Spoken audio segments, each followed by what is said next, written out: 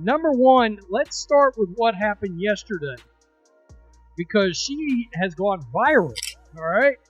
She's gone viral over hot girls eat Arby's. Yeah, she was wearing this outfit, this arrangement into the Chicago Sky game. Of course, the Indiana Fever, I would like to say beat the brakes off the Sky, but really it felt like they underachieved a good bit yesterday. What happens when you throw curly fries, a trendy tea slogan, and a WNBA drama bomb into the mix? Turns out, there are 800,000 reasons to believe. Cunningham t-shirt became a marketing gimmick. Sophie Cunningham currently plays for the Indiana Fever and has now become one of the most recognizable WNBA players. For Arby night, she pulled up wearing a shirt that said "Hot Girls Eat Arby's," and the internet lost. But here's the real backstory. A few months earlier, Sophie posted a video rating Arby's, and that video was just her being authentic in herself. And that puppy went viral. I think I'm gonna go ahead and give Arby's a solid 9 out of 10. Following this, the phrase "Hot Girls Eat Arby's" started flying around. And it turns out that Arby's has been saying this since 2023. Somewhere along the line, the WNBA shifted from being about basketball to whatever this spectacle is now. Subtlety gone. The game feels optional. The skills like background noise and the drama, absolutely mandatory. At this rate, you'd think. The shot clock was counting down Instagram posts instead of possessions. And right in the middle of this chaotic theater, a new star rise is not by dunking from the free throw line, but by rocking an Arby's tee and breaking the internet like she reinvented sliced bread. Sophie didn't need a crossover. She strolled into the league's collective mind and blew it apart with curly fries and pure authenticity. Well, we know somebody that has gotten ridiculously popular this year with the Indiana Fever. I made a prediction that she was going to be the second most popular player on this team by the end of the year. And then, of course, there was the big incident during the Connecticut Sun game. And by the end of that game, she was known as Caitlin Clark's enforcer, right? The one that's got her back. At times, it feels like the only one that's got her back, if I'm being quite honest. She's not running ISO plays. She's isolating the truth. No wigs, no acrylics, no lash extensions, just raw vibes and viral merch. Meanwhile, the rest of the league is busy cooking up brands built on beef that barely simmers. Preach the "we need more support" narrative while cranking out TikToks that look like reality show auditions. But Sophie, she just pulls up, keeps it real, and moves 800,000 t-shirts like it's just another Wednesday. Sophie Cunningham has broken the internet in multiple ways over the last day. All right, the other day, before the Chicago Sky game, this Barbie, and let's be real, let's be honest. If you were going to cast somebody as Barbie, there's a good chance you'd take a long, hard look at Sophie Cunningham. It's like someone cracked a window and let in a blast of fresh air. That breeze must have ruffled some lashes too, because reactions started flying like errant fourth-quarter passes. When someone like Sophie catches fire, the league looks lost. She doesn't fit the mold. She's not part of the Instagram clique. She's not out there dancing after shooting 2 4-10. And she sure isn't leaning on staged friendships to keep her name in the mix. Let's talk about Arby's. She is now on the Arby's payroll. Decided that it was a match made in roast beef heaven. Hot girls eat Arby's. No knock on Arby's, Sophie, but if you give Arby's 9 out of 10, I'll take you to Racks. I'll buy you some Racks, and I think you will find that hot girls probably eat Racks. Arby's has a new spokeswoman, and it just so happens to be Sophie Cunningham. Yeah, that's right. Sophie Cunningham, who took to her social media to discuss how much she enjoyed a trip that she made to Arby's. And that's exactly why people love Herbie. Because in a world full of performers, she's just present. No extensions, no filters, no weekly PR playbook. And maybe, just maybe, that's what fans really want. Basketball players who actually Act like basketball players. Wild concept, right? It's the same reason CC hijacked the narrative without even trying. And Olia? She bulldozes through the noise like a human lie detector.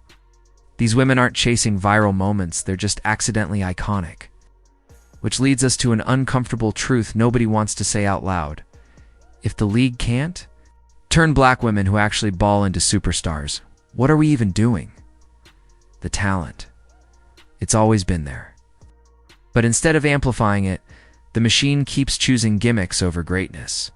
TikTok personalities over tenacity. Hairstyles over handles. 700,000 followers overnight. I don't know if you guys knew, she had like 300 or something. Less than 48 hours. Insane. The enforcer has arrived. And she even posted like twice since then, bro. She's totally taken it to a whole new level. Like, Caitlin Clark has a new star. This is like a new star in the WNBA. People ain't gonna like it. People are gonna like it. Trace Leches, you know what I'm saying? Caitlin Clark, Sophie Cunningham, and Lexi Hall, which, by the way, kind of was obsessed with her before she even came along. It's like the league is running a beauty pageant in disguise. Visibility isn't about points or assists anymore. It's about who dropped the hottest selfie, who's beefing on Twitter, and who showed up rocking the longest press-ons. In that swirl of performance art, the truly elite players, the ones locked in, grinding and actually hooping it, drowned out by the drama.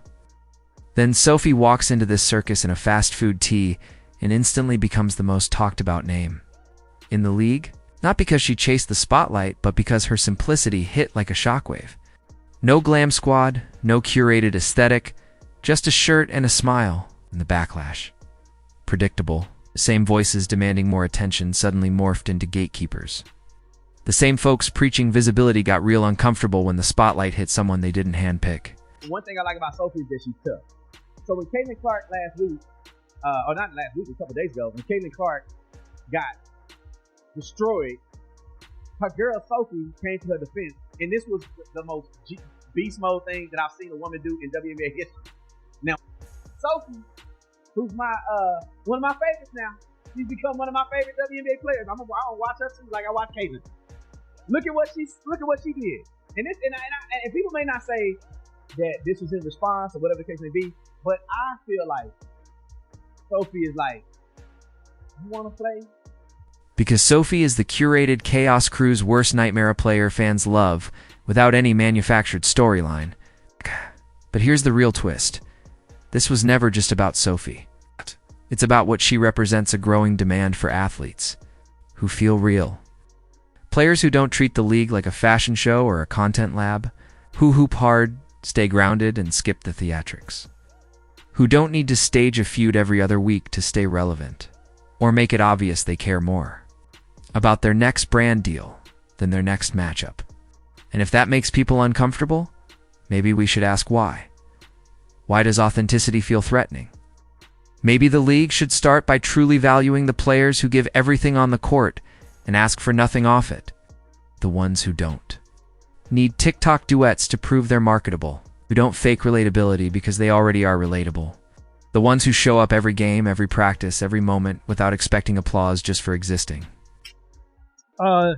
To the arena yesterday, wearing that, there she is right there. Let's just bring this up. Over at Tater Report, there she is right there. Hot girls eat Arby's. I can only imagine, and I have no idea. I would assume this is some kind of sponsorship with Arby's, right? Right there. I don't know. The roast beef sandwich jokes just sort of write themselves at this point. And just like that, I want a cheddar melt. Maybe that's why fans are gravitating toward players like Sophie, CC, and Aaliyah. It's not because they're flashy, but because they're real. Not because they're chasing clout, but because they're chasing wins. In a league obsessed with crafting narratives, the best story turned out to be the one nobody scripted. We're watching a fast food t-shirt outshine the league's last 3 ad campaigns. Watching players with 0 gimmicks pull more love than the drama queens with triple the PR budget. Take Sophie, she didn't just trip into viral fame because she tossed on an Arby's tee. This wasn't an accident. It was strategy. She mapped it out like a chessboard. While the rest of the league was busy perfecting TikTok dances and subtweeting each other, Sophie was quietly playing 4D chess with curly fries as her queen. We'll say that when you are good at basketball, you're pretty, and you got grit. Those three things make you bad to the bone. And I think this is one of this new trends that's going on in the WNBA, in my personal opinion, is that not only will you be good at basketball, but you also, so many women don't look like women, right? They used to look like dudes, but now they look like beautiful women that are playing basketball. And one thing I like about Sophie is that she's tough. She's not winging it. She's following a blueprint. Every move has intent. The timing, the messaging, the effortless simplicity. She's got the emotional intelligence of a therapist and the marketing instincts of a Madison Avenue exec. Arby's shirt, pure strategy, hilarious, brilliant, low effort, high impact play. And it worked. Because unlike half the league, Sophie isn't chasing attention, she's engineering it. And let's be real, that rattles people. It shatters the illusion that you need to be loud, messy, and chaotic to get noticed. Whether she mapped it all out or just trusted her instincts, Sophie's part of something bigger. This shift in attention, it's not random. It's not a fluke. It's the Caitlin Clark effect amplified by an enforcer's presence and catalyzed by someone. Like Sophie, who knows how to ride the wave without drowning in it. She's not riding coattails, she's leveraging momentum and adding value instead of noise. Let's take a look, because Arby saw this and decided that it was a match made in roast beef heaven. Like, not bad. They weren't dissuaded, obviously, by the little shade that she threw at them there between enjoying her yummy sandwich, saying that she went away, she doesn't have it often for obvious reasons. Well, what are those obvious reasons, Sophie? Anyway, she is now on the Arby's payroll. She saw the shift coming. She watched Caitlin pull in fans who didn't even know the WNBA existed last year. She saw the enforcer turning heads and handing out receipts like a VIP bouncer. And instead of scrambling for the spotlight, Sophie carved her own lane and owned it.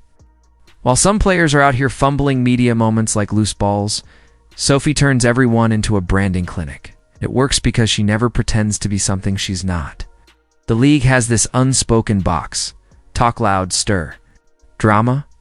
Rack up followers then. Maybe we'll let you go viral. Sophie, she didn't wait for that invitation. She spotted the gap, walked in with a roast beef tea, and made herself undeniable. As you can see right here, that's Sophie Cunningham. She is the teammate of the year, or at least the Caitlin Clark she is. After Caitlin Clark was pushed to the ground and poked in the eye in the first half of the game against the Phoenix Mercury, she actually late in the game assaulted one of the Phoenix Mercury players in retaliation.